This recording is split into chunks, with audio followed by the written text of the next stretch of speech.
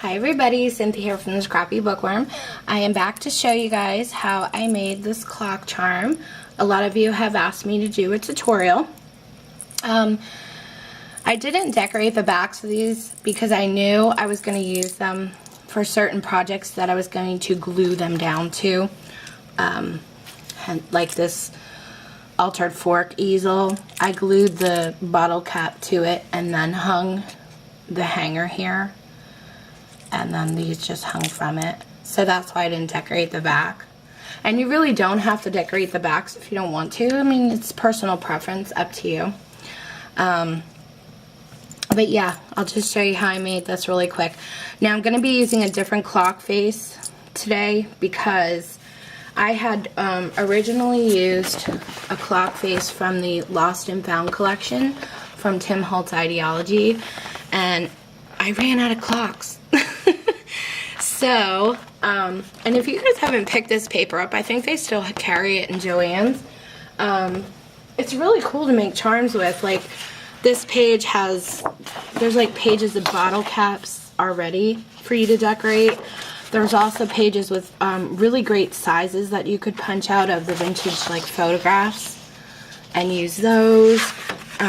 These are bigger clock faces that you could use for, you know, different projects, but the papers are really neat. I really like them, and like these, I'm gonna use those up on some bottle cap charms and stuff. So I really love that paper, and I'm glad I finally broke it out and I'm using it. But I'm gonna be using a different clock face than this because, like I said, I ran out. Now I can't tell you where I got this paper. I don't know what stack it's from. I don't know if I bought it like as a single sheet in Michael's. I don't remember. But I found these scraps laying around, and this size clock here is perfect because I use a 1-inch circle punch to punch it out, and it fits perfectly.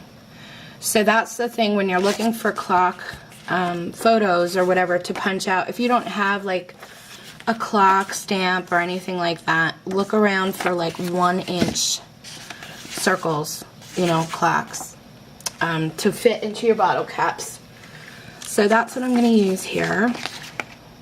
And since it already has clock arms in the paper, I'm going to have to put my metal clock arms down where they are instead of using my 5 o'clock somewhere thing.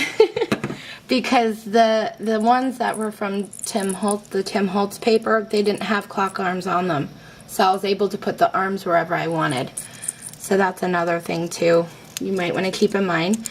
I'm going to punch a hole in the center of this paper with my 1/16 of an inch hole punch. You guys can use whatever you want, a pin, whatever you like. I just want to center this up here. Okay. And then you're going to need a little tiny brad, and what I do is put it in backwards. Okay, so that should be on the back of your paper, and the little arms that you push out should be in the front, and then I just kind of line it up and push them down. And then all you have to do, if you don't have a brad that's really thick, you can move the arms wherever you want them and twist them to the time you want to set it at. And then I just took my bone folder and pressed down on it so it would stay flat. Okay, so that's all I did there.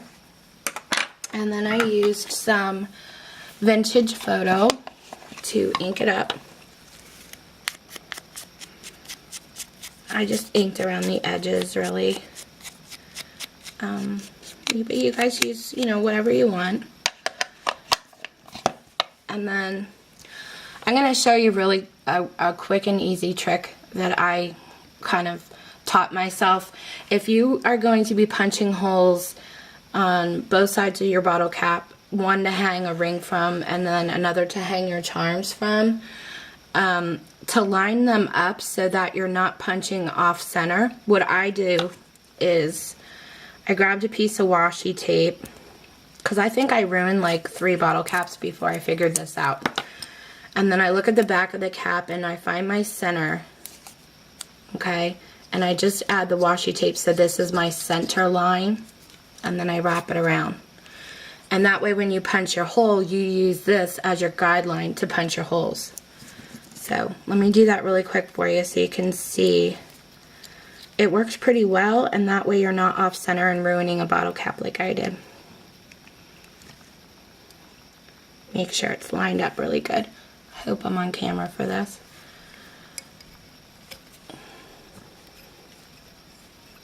And I'm just using that Tim Holtz drill punch for like tin, and I mean you can punch other things with it, but I didn't want to. I have a what do you call these things?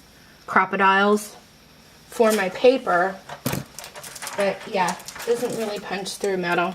This is what I use to punch my holes for paper, and I also use it to set my little eyelets. That thing was a great investment. Okay, so where were we? Okay, on this side I already have my hole punched here, so then I just want to go directly across. Let me get this back down. There we go. Go directly across and line it up again. And I'm kind of doing this awkwardly. I usually have this sitting down on something, but I'm just trying to get it done for you so you could see. And I have a tutorial on how to use this thing somewhere on my channel if you want to do a channel search.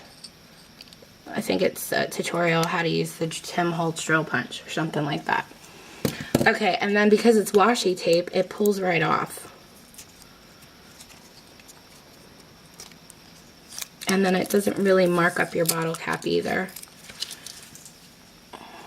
Okay, so then I have my hole here, and then right down from it I have my other hole. So it just kind of centers it a little easier for myself. So that's how I do that.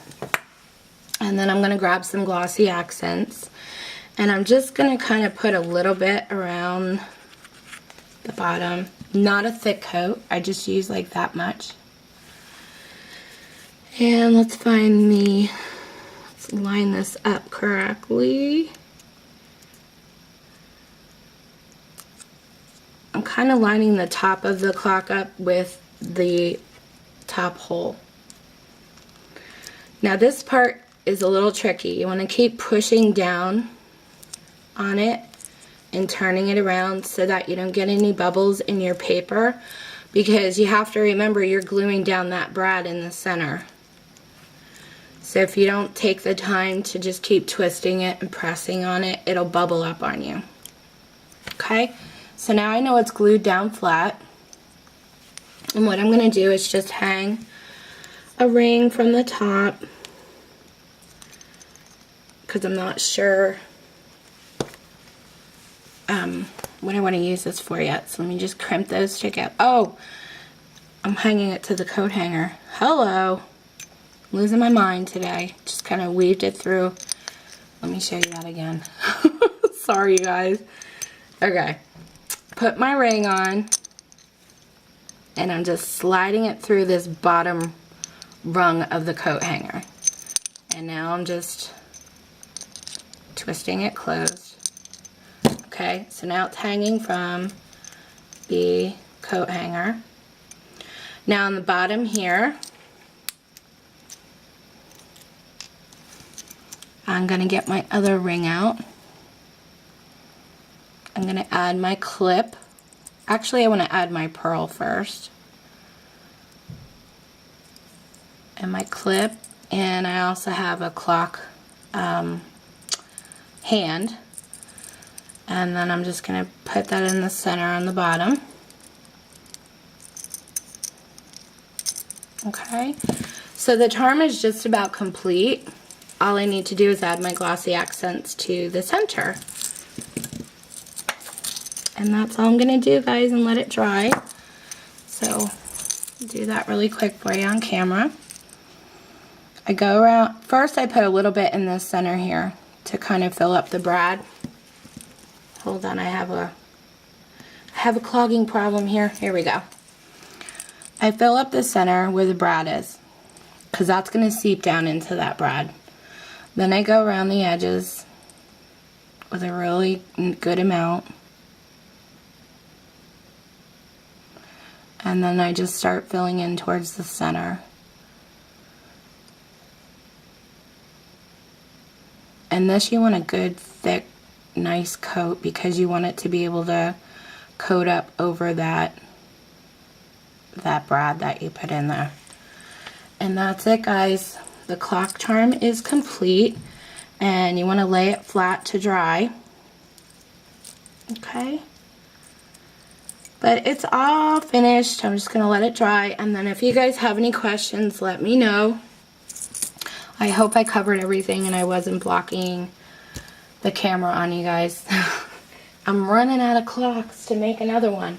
I actually filmed this earlier, and I ended up gluing the paper to my finger, and then yeah, I ripped the clock paper, so that's why I ran out of clocks.